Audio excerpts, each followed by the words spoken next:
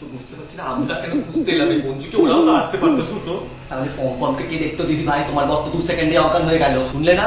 এই মঞ্জু বাবলুর আর একটা অ্যাফেয়ার ছিল যে পম্পমকে জানতো, সব বুঝতো ওদের ব্যাপারে, পম্পমকে পছন্দও করতো না, টিউশন যাওয়ার নামে এসব করতো। তো মহিলাকে লাস্ট এখানেই আসতে দেখা গেছে, এই ফ্ল্যাটটা মহিলাটাকে বানিয়ে দিচ্ছিল। এই বাবুটাকে খুঁজে পাওয়া যায়নি, তার বাড়ির লোক আসতে পারেনি, খুঁজতে আমাদেরকে আসতে হলো।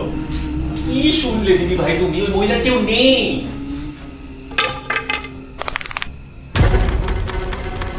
ম্যাক্স, আপনি আমাদের সাথে লুকোচুরি খেলছে কেন?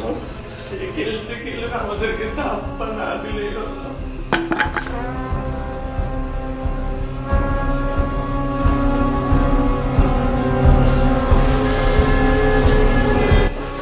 বেঁচে আছে ছোট মঞ্জু দিদি।